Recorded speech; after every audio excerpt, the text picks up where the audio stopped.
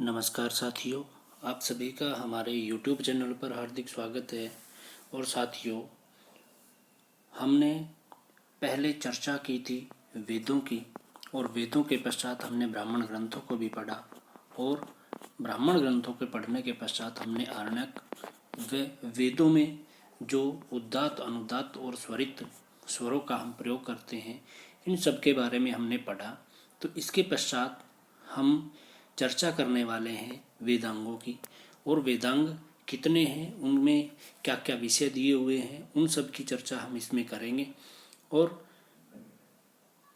वेद का अर्थ, वेदांग क्या अर्थ है, उसमें वेदांग के कितने अंग हैं, वेदांग कितने हैं, इन सब की चर्चा हम इस वीडियो में करने वाले हैं, और प्रश्नों की का अभ्यास भी हम इसमें करेंगे।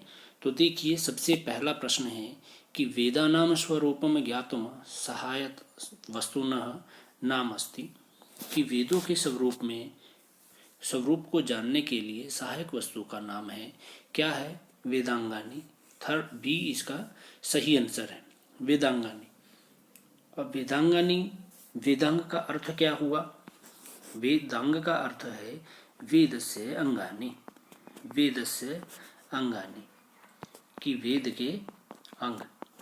ठीक है, वेदांगानी वेदस्य अंग, जो वेद के अंग हैं उनको क्या कहा? वेदांग कहा। और इन वेदांगों के द्वारा ही हम किसी वस्तु के स्वरूप को पहचानने में हमें क्या मिलती है? सहायता मिलती है। और ये वेदांग कितने हैं? इन वेदांगों की संख्या है 6। कितनी संख्या है? 6 इनकी संख्या है, जिसमें शिक्षा है, कल्प है, शिक्षा है, सबसे पहला शिक्षा, उसके पश्चात है कल्प, व्याकरण, निरुक्त, छंद और ज्योतिष। ये वेदांग के 6 अंग हैं। अगला प्रश्न देखिए कि वेदांगा नाम सर्वप्रथम वर्णनम प्राप्यते, कि वेदांगों का सबसे पहले वर्णन कहाँ पर प्राप्त होता है? मुंडकोपनिषद में। सबसे पहले कहाँ पर इसका वर्णन मिलता है? मुंडकोपनिषद में इसका वर्णन मिलता है।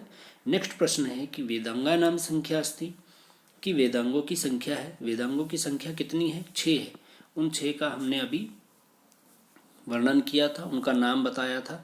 दोबारा से अगर हम चर्चा कर लेते हैं कि 6 कौन कौन से हैं? शिक्षा, कल्प, व्याकरण, निरुक्त, छंद और ज्योतिष, ये 6 अंग हैं। उसके पश्चात है कि वेदांगा नाम सामान्यता शैली अस्ति, वेदांगों की सामान्यतया शैली कैसी है? सूत्र शैली है, सूत्र शैली। इसका सही आंसर क्या है? ए है, सूत्र शैली। अगला क्वेश्चन है कि एतेषु वेदांगम अस्ति, कि इनमें से वेदांग है। ऑप्शन है कि ऋग्वेदः, यजुर्वेदः, सामवेदः या फिर शिक्षा। देखिए, जो ऋग्वेदः, यजुर्वेदः और सामवेदः, ये हमारे वेद हैं, ये हमारे वेद हैं। और अब बच गया क्या? शिक्षा। ये शिक्षा क्या है? वेदांगम अस्ति, यह वेदांग है। और वेदांग कितने हैं? 6 हैं। वेदांग कितने हैं? 6 हैं। उन 6 में से शिक्षा क्या है? एक वेदांग है। अगला प्रश्न है कि एतेषु वेदांगम नास्ति। देखिए, बार बार एक ही जगह से प्रश्न आ रहा है कि वेदांग कितने हैं? 6 हैं। उन 6 के अगर हमें नाम पता है तो एक प्रश्न हमारा यहीं से सही हो जाता है। वेदांगम नास्ति, कि इनमें से वेदांग नहीं है। और पहले पूछ लिया था कि वेदांगम अस्ति, वेदांग है, तो वेदांगम नास्ति। शिक्षा वेदांग है, व्याकरण यह भी वेदांग है, छंदस यह भी वेदांग। लेकिन जो सामवेद है वह वेदांग नहीं है, तो सामवेद इसका सही आंसर होगा।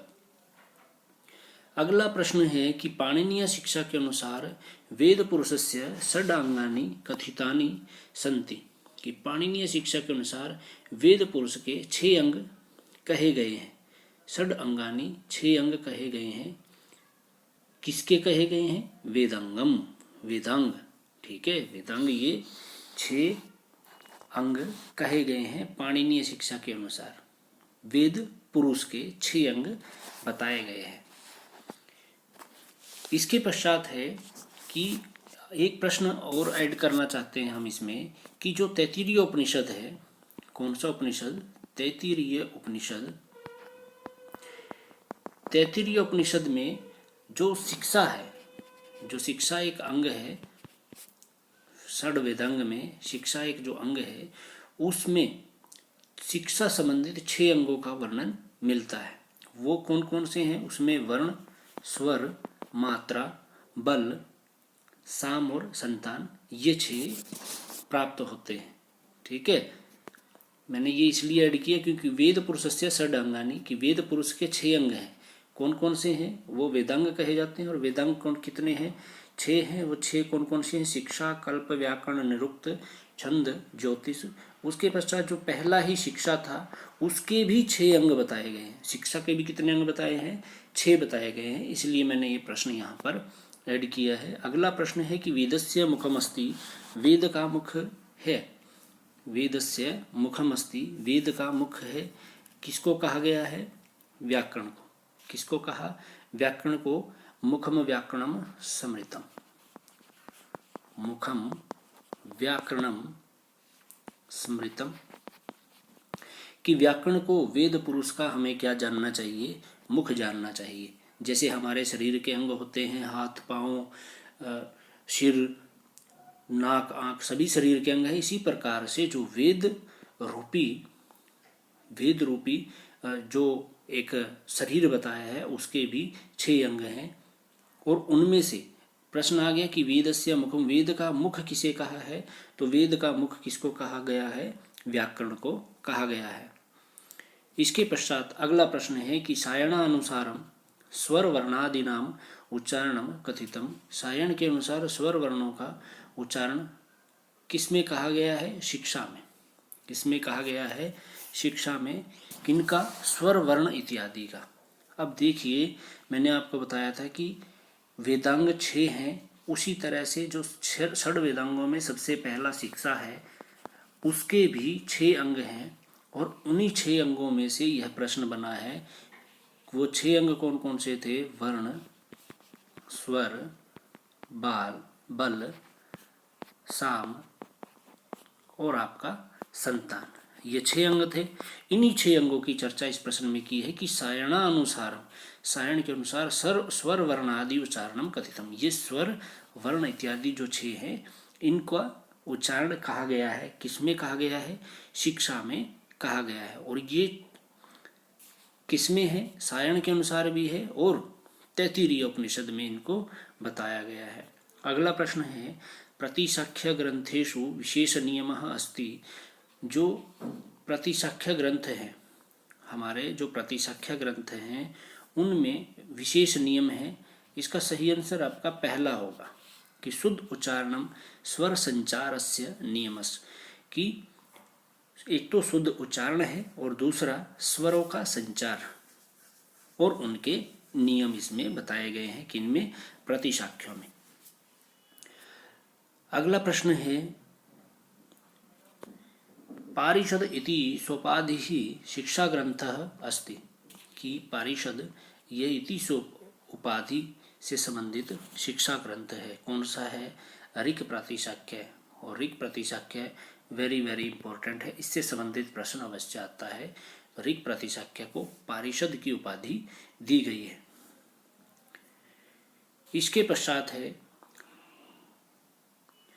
सामवेदेन संबंधितम संबंध प्रतिशाख्यम नास्ति, कि सामवेद से संबंध प्रतिशाख्य नहीं है।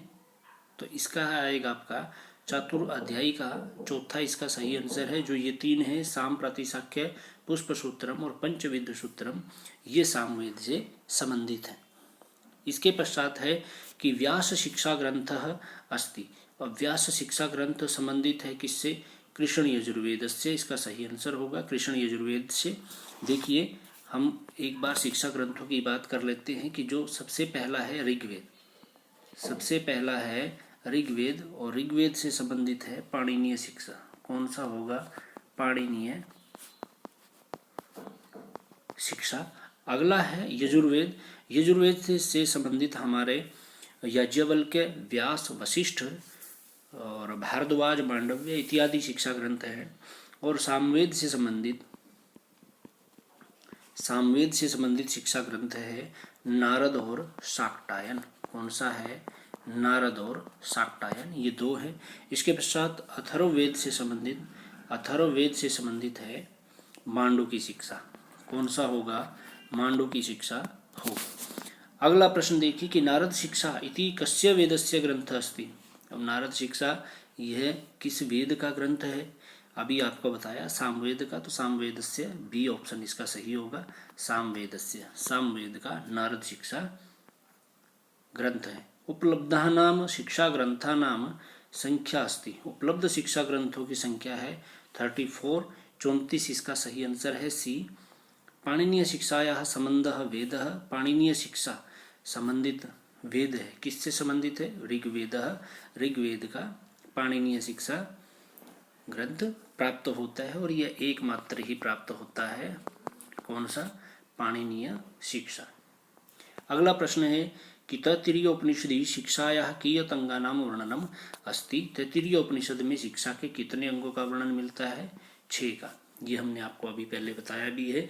6 प्रकार के जो आपके वर्ण स्वर मात्रा। देखिए प्रश्नों को हम जितना रिपीट करें, जितना हम जानने की कोशिश करें, बार बार उनका अभ्यास करें, तो वो हमारे अच्छी तरह से याद हो जाते हैं। वर्ण स्वर बल साम संतान, वर्ण स्वर बल मात्रा, वर्ण स्वर मात्रा बल साम संतान, ये 6 अंग तैत्तिरीय उपनिषद में मिलते हैं। अगला प्रश्न है कि शोनिकीय ऋक् प्रतिशाख्य पटलानां नाम संख्या अस्ति। कि ऋक् प्रतिशाख्य में कितने पटल हैं? 18। वेरी इंपॉर्टेंट प्रश्न है। शौनक का जो ऋक् प्रतिशाख्य है उसमें कितने पटल हैं? 18 हैं। अगला है शिक्षा ग्रंथः वेदानां कासाम विधीनां निरूपकानि सन्ति। कि शिक्षा ग्रंथों में शिक्षा ग्रंथः वेदानां कासाम विधीनां, शिक्षा ग्रंथों में वेदों की किन विधिनां निरूपकानि सन्ति, किन विधियों का निरूपण किया गया है? उच्चारण के बारे में शिक्षा ग्रंथों में बताया है। अगला प्रश्न है पुष्पसूत्रम कस्य वेदस्य प्रतिशाख्यम अस्ति।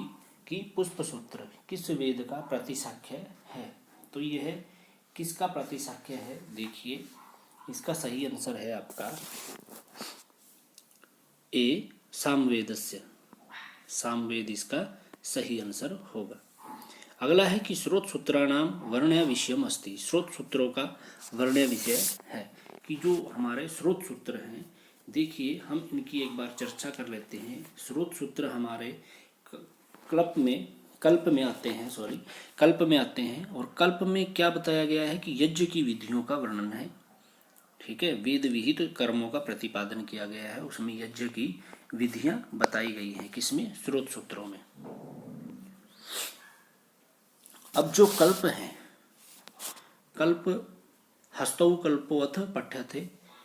क्या कहा? कि वेद पुरुष का हाथ माना गया है। किसको माना गया है? कल्प को। ठीक है। अब स्रोत सूत्र जो हैं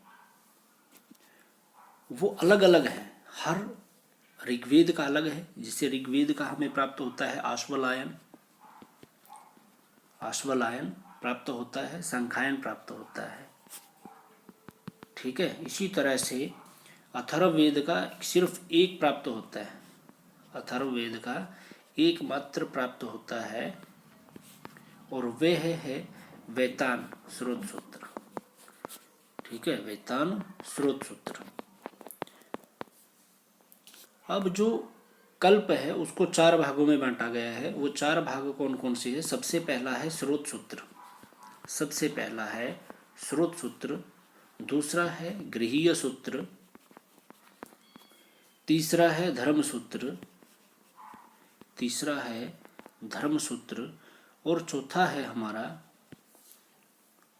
शूल्व सूत्र। देखिए जो चौथा है शूल्व सूत्र है। शूल्व सूत्र में क्या बताया गया है? कि जो यज्ञ की वेदी का निर्माण करते थे वो किससे नापते थे? शूल से नापते थे। शूल मीन्स एक धागे से उसको नापा जाता था। स्रोत सूत्र है। स्रोत सूत्र में क्या है? वैदिक यज्ञों का वर्णन है स्रोत सूत्रों में। जो गृहीय सूत्र है, गृहीय सूत्र में क्या था? जो हमारे पाक यज्ञ है, 16 संस्कार हैं, गृह प्रवेश है या पशुपालन संबंधित हैं, जो पंच महायज्ञ हैं, उनका गृहीय सूत्रों में वर्णन मिलता है। और धर्म सूत्रों में धर्म, रीति, नीति, वर्ण, आश्रम इत्यादि का वर्णन हमें किसमें मिलता है? धर्म सूत्रों में मिलता है। तो इस प्रकार से ये कल्प 4 भागों में बांटा गया है और उन्हीं में से एकमात्र कौन सा है? स्रोत सूत्र है। और स्रोत सूत्रों में क्या दिया हुआ था? वैदिक यज्ञों का वर्णन था। तो तीसरा इसका सही आंसर होगा। अगला प्रश्न देखिए, ये मैंने आपको ये डिटेल में बता दिया है। कल्प षोडश संस्काराः कस्य विषयाणि सन्ति? 16 संस्कार किसमें है? गृहीय सूत्र में है। गृहीय सूत्र में 16 हमारे संस्कार हैं। पंच महायज्ञ हैं, उसमें पंच महायज्ञ है, 16 संस्कार भी हैं, पाक यज्ञ हैं, ठीक है, पाक यज्ञ हैं या फिर गृह प्रवेश संबंधित और पशुपालन संबंधित, और 16 संस्कार तो इसमें दिए ही गए हैं।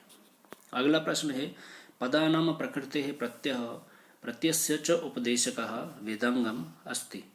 वेदांगम अस्ति, तो इसका सही आंसर होगा व्याकरणम।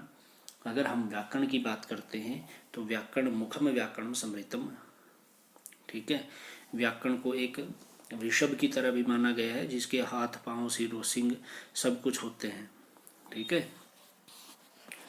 इसके पश्चात है, ऋग्वेद के अनुसार व्याकरणम केन रूपेण उपस्थितम।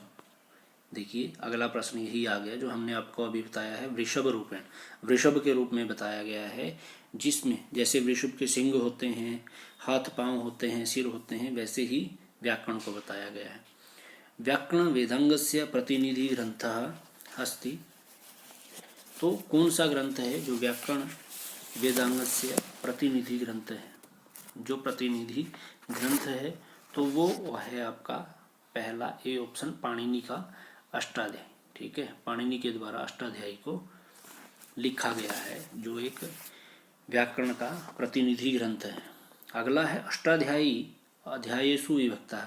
अष्टाध्यायी कति अध्यायेषु विभक्तः, ऐसा प्रश्न बनेगा ये कि अष्टाध्यायी में कितने अध्यायों में विभक्त है, और ये हमें अष्टाध्यायी से ही पता चल जाता है कि इसमें कितने हैं, अष्ट अध्यायी।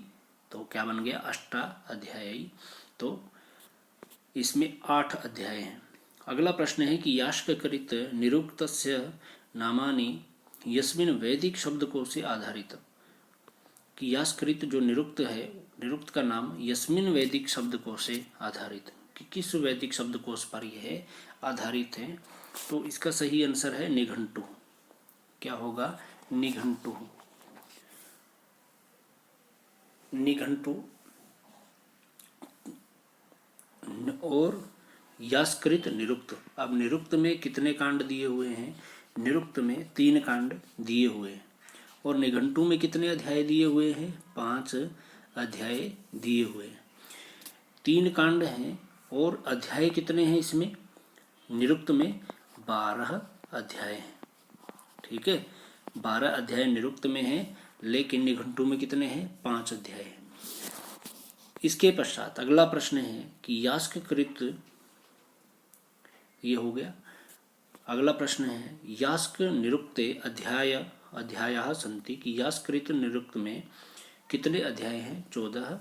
निघंटु अध्यायाः, निघंटु में कितने हैं? 5 हैं। दोनों को याद कर लीजिए कि यास्कृत जो निरुक्त है उसमें कितने अध्याय हैं? 14, और निघंटु में कितने हैं? 5 हैं। अगला प्रश्न देखिए कि निरुक्तस्य प्रतिपाद्य विषयम् अस्ति। निरुक्त का प्रतिपाद्य विषय है, क्या है? वर्णागम। वर्णागम, ठीक है। निरुक्त का प्रतिपाद्य विषय क्या है? निरुक्त आगम। इसमें दैवत कांड है एक, तो नैगम कांड है और नैघंटु कांड है। ये 3 कांड इसमें दिए हुए हैं। अगला है कि वैदिक मंत्रोच्चारण से स्वरस्य मुख्य भेदानि। वैदिक मंत्रों के उच्चारण में स्वरों के मुख्य भेद कितने हैं? 3 हैं। अब सभी को पता है कौन कौन से हैं। उदात्त, अनुदात और तीसरा है आपका स्वरित। ये तीन स्वरों के मुख्य भेद हैं। धर्म सूत्रेषु कह प्राचीनतमम मन्यते, कि जो धर्म सूत्र हैं उनमें सबसे प्राचीन माना गया है किसको? गौतम धर्म सूत्र को। और यह किस पर आधारित है? सामवेद। ठीक है, सामवेद का गौतम धर्म सूत्र है। वैयाकरण ग्रंथ संग्रह इति अस्य लेखकः, जो व्याकरण ग्रंथ संग्रह है इसके लेखक है व्याडी। ठीक है, व्याकरण ग्रंथ संग्रह के लेखक व्याडी। वेद पुरुषस्य पाद रूपेण स्वीकृतम अस्ति, कि वेद पुरुष का पैरों के रूप में किसको स्वीकार किया गया है? छंदसः। अब देखिए छंदों की बात कर लेते हैं। अब इनमें क्या है? छंद किसे कहते हैं? जिसमें अक्षरों की संख्या निर्धारित होती है, वही छंद होते हैं ना। अब जो वेदांग है इसका अगला प्रश्न है, अगले प्रश्न में क्लियर करते हैं कि आचार्य पिंगलस्य छंदो ग्रंथः अस्ति, आचार्य पिंगल का छंद ग्रंथ है, कौन सा है? छंद सूत्रम, बी इसका सही आंसर है। अब जो छंद सूत्र है ये कितने अध्याय हैं? इसमें 8 अध्याय हैं। कितने अध्याय हैं? 8 अध्याय हैं। 8 अध्यायों में पहले चारों में क्या है? पहले 4 में क्या है? 1 से 4 तक कौन से छंद हैं? वैदिक छंद हैं। और उसके पश्चात 5 से 8 में हमारे कौन से छंद हैं? लौकिक छंद हैं। ठीक है, जैसे वैदिक छंद में आ जाता है गायत्री है, उष्णिक है। ठीक है, ये छंद आ जाते हैं। और लौकिक में आपके इंद्र वज्रा, उपेंद्र वज्रा, ये सभी आ जाते हैं। इसके पश्चात है अगला प्रश्न, छंद सूत्रम कियत अध्यायेषु विभक्तम अस्ति। अभी आपको बताया कि छंद सूत्र कितने अध्यायों में है? 8 अध्यायों में है। अगला प्रश्न कि त्रिष्टुप छंदसी, सबसे पहला प्रश्न तो यही बन जाता है इसमें कि त्रिष्टुप छंद कौन सा छंद है? वैदिक छंद है। कौन सा छंद है? वैदिक छंद है। और इसमें कितने अक्षर हैं? 44। ठीक है, इसके पश्चात बृहति छंद गायत्री है, इसमें कितने हैं? 36 हैं। इसके पश्चात विश्वानरान नयति वैश्वानरस्य, ये सही आंसर है इसका, वैश्वानर। निर्वचन की वैश्वानर का निर्वचन बनता है विश्वानरान नयति। ठीक है, अगला प्रश्न है वेदांग ज्योतिष इति ग्रंथः अस्ति, जो वेदांग ज्योतिष है यह ग्रंथ किससे संबंधित है? ज्योतिष से संबंधित है। किससे संबंधित है? ज्योतिष से। और वेदांग ज्योतिष ऋग्वेद और यजुर्वेद दोनों से संबंधित है। जो ऋग्वेद से संबंधित है उसको आर्ष ज्योतिष कहा जाता है। क्या कहा जाता है? आर्ष ज्योतिष। और इसमें 36 श्लोक हैं। कितने श्लोक हैं? 36 श्लोक हैं। और जो यजुर्वेद से संबंधित है उसको कहा जाता है याजुष ज्योतिष। और इसमें हैं आपके 43 श्लोक। इसके पश्चात है अगला प्रश्न कि रोगनाश का नाम विधि नाम वर्णनम अस्ति, रोगनाशक विधियों का वर्णन है। किसमें है? गृहीय सूत्रों में। किसमें है? गृहीय सूत्रों में।